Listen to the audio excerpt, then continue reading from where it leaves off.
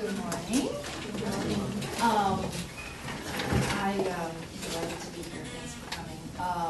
And I have this sort of long PowerPoint, so I will digress and be happy to take any questions or any thoughts that pass as we go through. And as Julie said, I'm going to talk a little bit about how photography is changing in the world of design. And you'll see that photographers and designers have a lot in common. A lot of the best photographers out there right now were trained in what you're training in and transitioned over into photography, as some of you probably are doing also. How many of you are kind of aspiring photographers at this point? Oh, good. A whole bunch of you. Excellent. It's a great career. It's shifting a lot because of the technology. There are so many different aspects of it, and I'm going to talk about some different websites to look at as we go through. But some of the questions that were sent to me beforehand were just had to do a little bit with how I got started and how I got to where I am today. And so I'm just going to sort of burn through some images that influenced me when I first started out, and then what were important milestones for me in the way I shifted, the way I saw things, and how I shifted my business. This is the first image that ever really rocked my world. This is by a photographer named Bruce Davidson. If you've never seen his work, I highly recommend you look him up. This is a series he did on Coney Island, and it's shot in the 50s.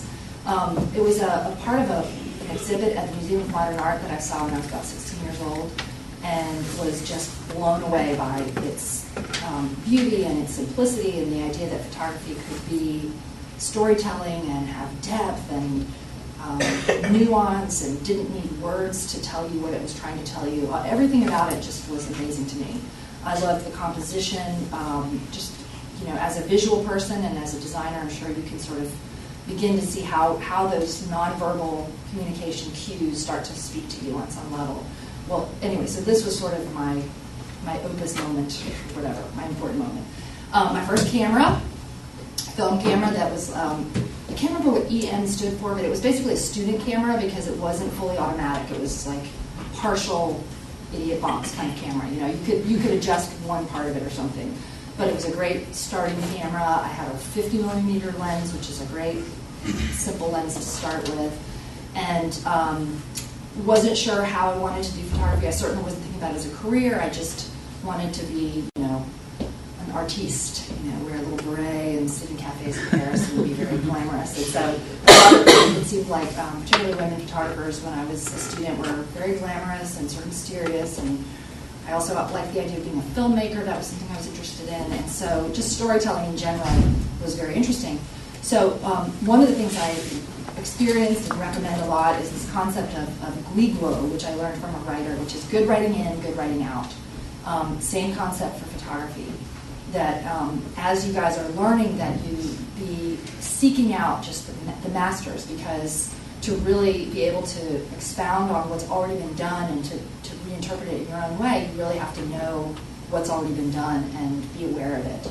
I think in a lot of ways, the thing that helped me more than anything else in my photography was my background in art history, because I did get a degree in fine art photography, but a lot of our requirements were art history, so I sat in those classrooms with slideshows of just everything, absolutely everything. So a lot of my work is influenced by paintings and sculpture and just the different things that we learn. So, but certainly by photographers. And this is Henri Cartier-Bresson.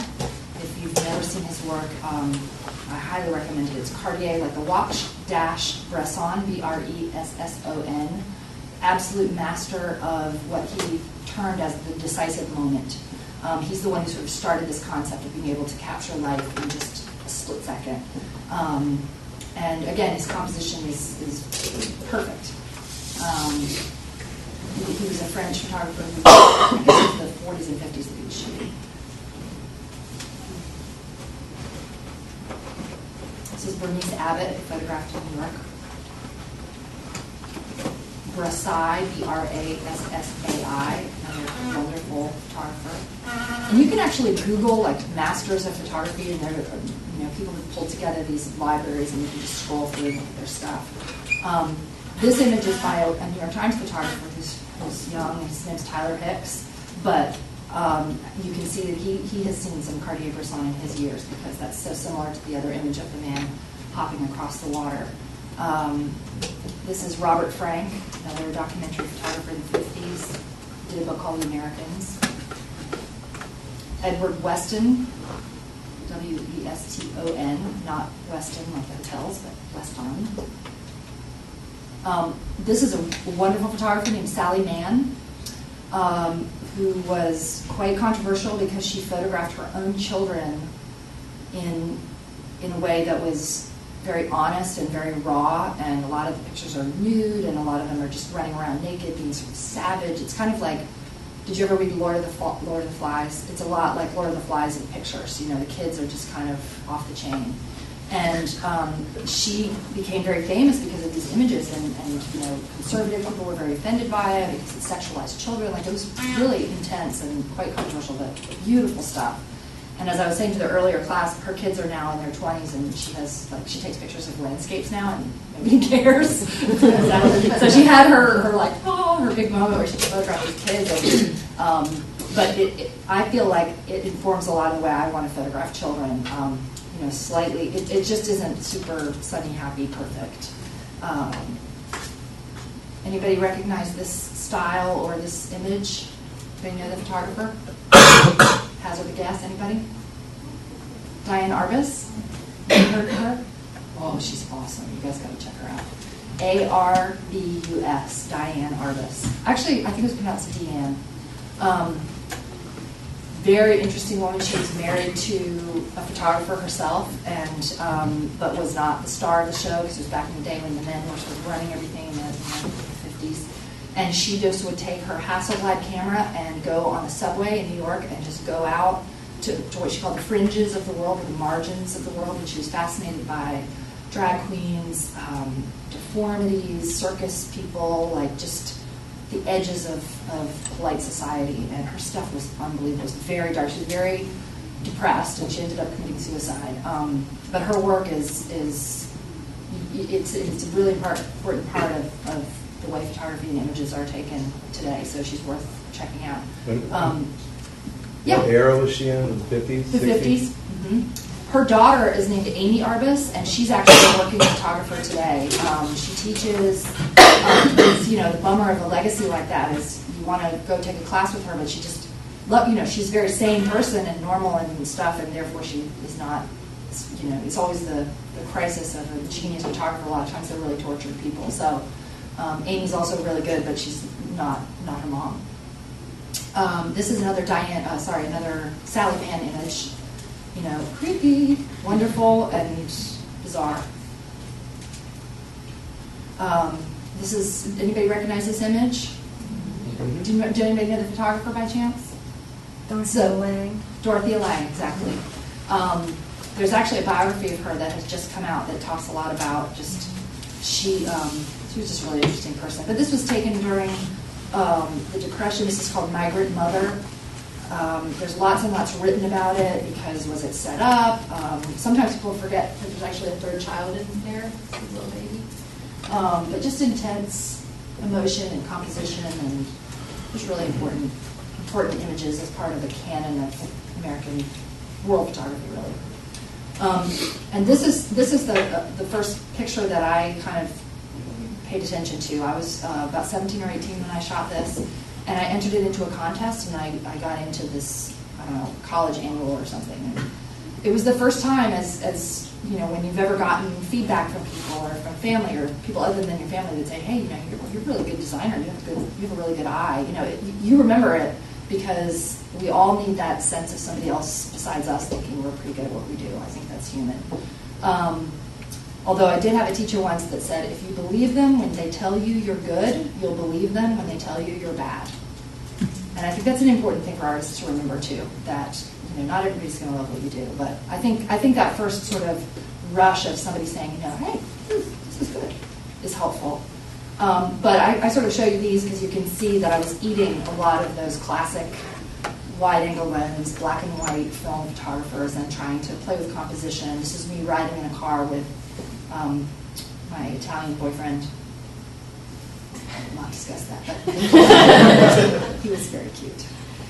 This is Uma Thurman before she was famous, and and she was about 16 or 17. I actually just posted these on my blog a couple weeks ago, just kind of telling the story about me being sort of an aspiring photographer and not really knowing what I was doing, and she was a pretty famous actress, but even at that age, just intense subject. She was so easy to photograph. I only shot like 10 frames, and each one was just, I was like, I didn't do this. I just kind of let her take the pictures. But it's always been fun to have pictures of her. Does you guys remember who she is? Mm-hmm. She was super hot like 10 years ago, but now she's. Some people, I've talked to somebody who's about 20, and they're like, oh, what is she? I mention this because not every creative person, in fact, most creative people don't always have a straight line to what they're doing, and I'm not sure what your stories are, but you probably had some detours here and there for other practices. Maybe you played music, maybe you tried acting in theater like I did. But I think in a lot of ways what we are storytellers, and I was always attracted to storytelling in some form or another. But, I don't know, maybe somebody told me I was bad. I don't remember. I just remember I was like, I don't think I want to do this anymore. And I think that's, again, you can be afraid of, you can be too much of a perfectionist. And having seen all this incredible photography, I was like, if I can't be Dorothea Lange, I'm not going to do this. I'll try something else. I've always said I'm a sprinter, I'm not a marathoner, and everybody's always good at stuff when you're just starting out, because you're like, oh, I'm just starting out. Hey, listen, don't criticize me, so just starting out. So I think for me the temptation is always, let me try something new, because then I can suck at it, and I can tell people, but I was just starting out. But once you've been doing it for a while, you're sort of responsible for your own improvement, and I think for a while there I was like, ugh, I don't know if I can push myself. So I just say that as, if anybody's experienced that you're not alone.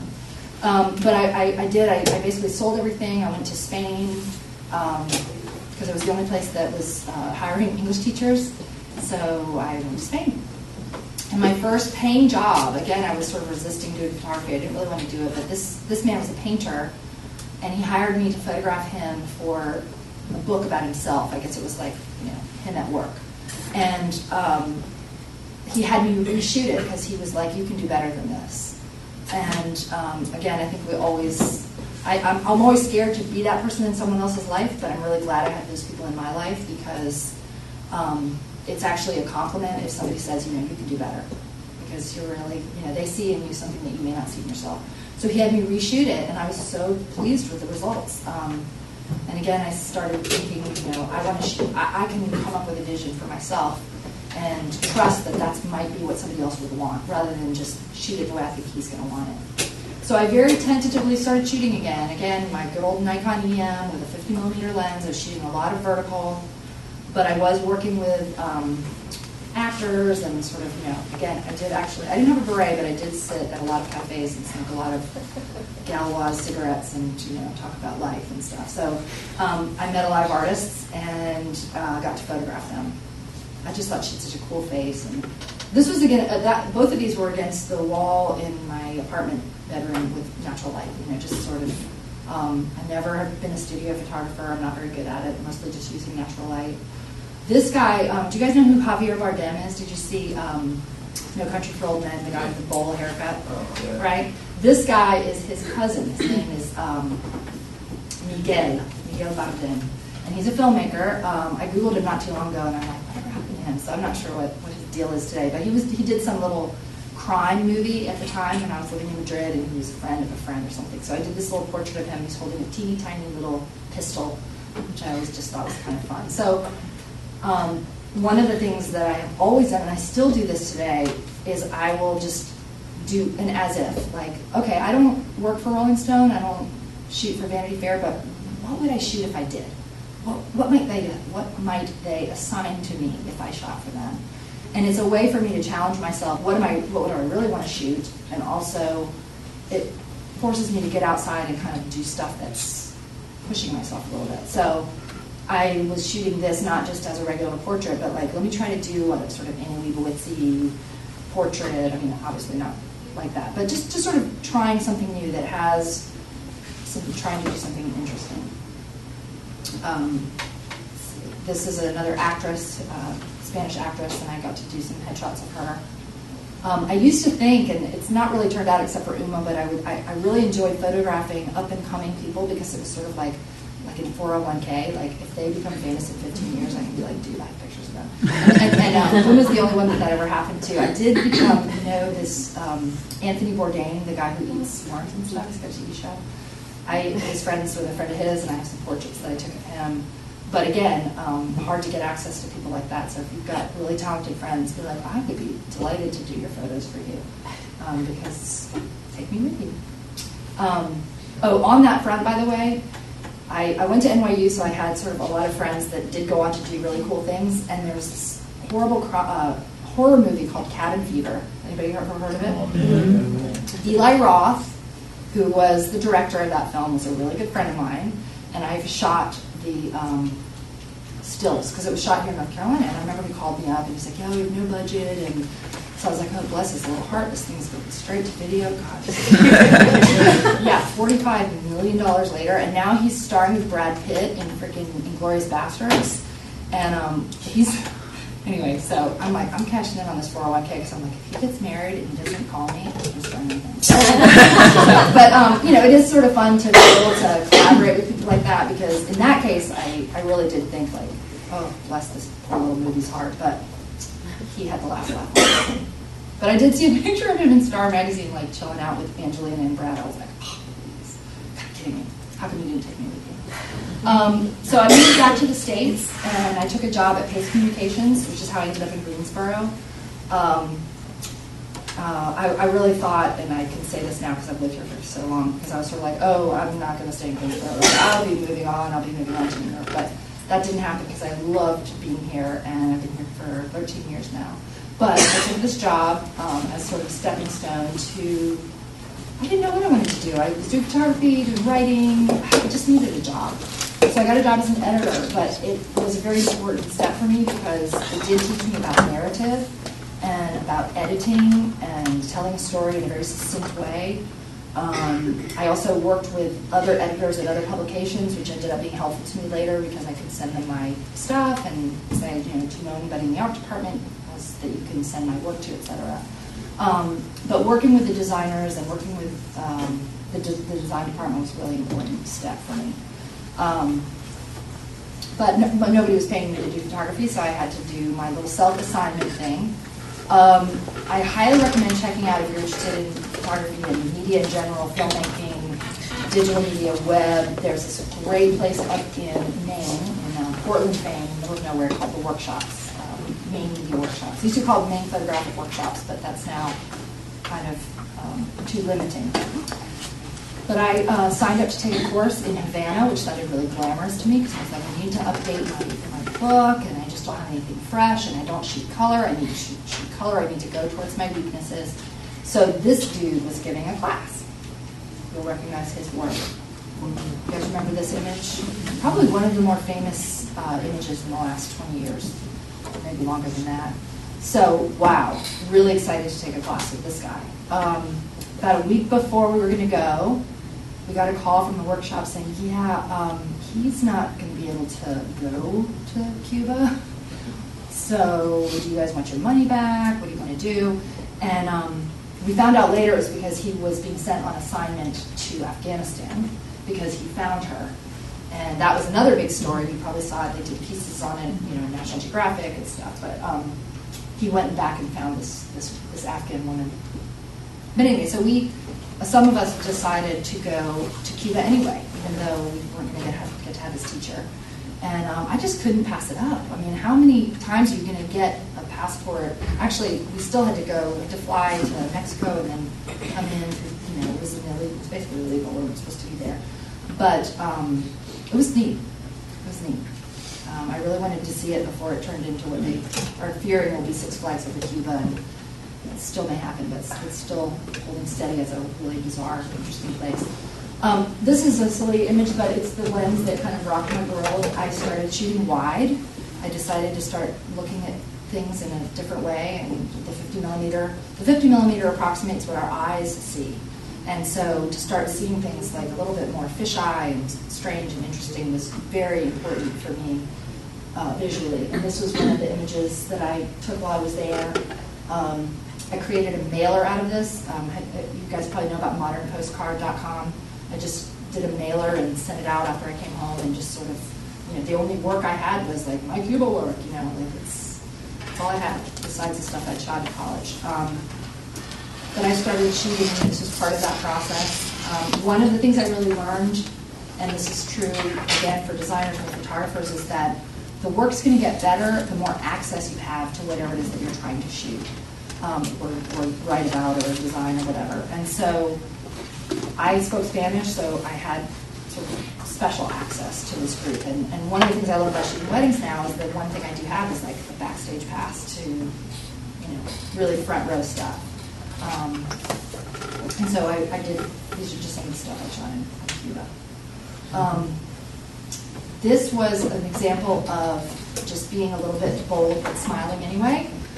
I was not, these were these government buildings, everything's banned, you're not supposed to go anywhere. We were on this little sort of happy tour to see everything, and these women were rehearsing a flamenco version, I swear it was like, of Les Mis or Cats or something. It was very odd now that I think back about it, but it was incredible. So I said to the tour guide, are we allowed to take any photographs in here? And I had my little film camera. And she said, hang on, let me go ask for you. And so she went around to go ask this lady here if I could take a picture. And while she was there, I just took one. She didn't hear it. And she came back and she said, no, sorry. No. Okay, thanks anyway. I had no idea what I'd gotten, but I really, again, I liked the sort of serendipity of it. This is at a baseball game. I just was sitting in the crowd and just turned around and just shot it. I mean, it's so much fun for me to be shooting wide, just right on top of these people. It just, the world just looked really different, different to me. I came back and I was hungry for another assignment. I want to do some more documentary stuff. I'm still working my 9-to-5 job, just trying to figure out how to build my book. And I called up this group to see if I could do some service for them, volunteer for them in exchange for access. Because, again, this is what I figured out. So I asked to photograph a family. And you can see that I had looked at all those black and white photographers for a long time. This is very much what has influenced me. This is not really prominent on my weddings site. It's just, it's always hard. Think about marketing. I always feel really sort of, it's hard to segment your blog for all your different readers, and I still struggle with that. So I do have a section of this kind of a portfolio, but it still can be confusing to people. What? Do you do weddings or babies or what? This little side story is important because this was a huge turning point for me and complete serendipity. I really like country music, old style country music, mountain music, the Carter family, all that kind of stuff, and happened to be reading this book, which had just come out, so 2003, which was a history of the Carter family. Does anybody know who the Carter family is? Mm-hmm. So they, this cool book was coming out, and I was reading it, and while I was on this trip in Tennessee, I got a phone call from the photo editor at the New York Times, which is basically, hello, you just won an Oscar, hello, you just won the lottery. I mean, for us, that's just the coolest thing. And he said, hi, blah, blah, blah, we have this assignment, I'm not sure if you'd be interested to. Have you ever heard of the Carter family? And I was like, oh, wait a second. You don't even know what you're asking me. So, sure enough, I was like, yeah, where do you need me to be? What do I need to do? And I was quite close to where they were, because they were in Hilton's, Virginia, and I was in Tennessee. And so I finished up my volunteer project, because the thing was coming up that weekend, and I went to this big reunion that they were having at the Carter Family Fold, is what they call it. It's the Fold. And it's this compound of houses up in the mountains where all these people live. Johnny Cash's country house was there, and Johnny and June were still alive, and there were all these rumors that they were going to come up that weekend. It was very exciting. But I was, hi, I'm on assignment for the for the New York Times. Excuse me, talk about access. It was really cool. But I loved this family, and they were just the nicest people, and were used to kind of being in the spotlight, but they were still very down to earth. And she's the daughter of AP and Sarah Carter, who were the sort of parents of this country music movement. And then this was the layout that came out. Brilliant scan, right? I've got such a high-tech scanner here. But here's the little photo credit. It doesn't matter what they say about you as long as they spell your name right. So I was super happy. And then the little side note is very shortly after this, I did a few other assignments for them, because when they would call, which was rare, it would be the phone number that came up was 000000000. I was like, oh, your time. Hello. And hi, are you near Fayetteville? Well, I can get there. Basically it'd be like, can you be in Fort Bragg in 2 hours? I mean, because in New York they're like everything's south. The Mason-Dixon line is like all close to each other, but when they ask you something, I'm like, hey. So I remember I drove down and did a photograph of a Walmart in Fayetteville because they had a wall. It was during, not Gulf War, but 2003 or whatever, when it's still going on. I do the story and they pay you like $100, and anyway, the excitement is wonderful. And then they changed their contract to be a work for hire contract. Does anybody know how that affects you? And listen, I was not in a position to be like, oh, I don't shoot for the New York Times, but I felt like I was going to not be loyal to my fellow photographers because it was all around the web. Like, nobody should sign this contract because they are just going to take your work. Basically, you can't put it on your blog. It no longer belongs to you. It belongs to the New York Times. You basically signed your copyright over. If you're a staff photographer for the News and Record, the News and Observer, everything you shoot is work for hire, and it's not yours. And that's a big bummer. So their contract prior to that had been just like it is for magazines or for anybody else. It's yours. You're just letting us borrow it and buy limited worldwide rights or whatever. And then the rights revert to you. They changed their contract. And nowadays I'm like, I wonder if I could call them back and be like, I don't mind now, because I kind of wish that they would call me, because I basically re-signed their contract. But anyway, back in the day, before that contract existed, I was thrilled to be able to say I shot for them.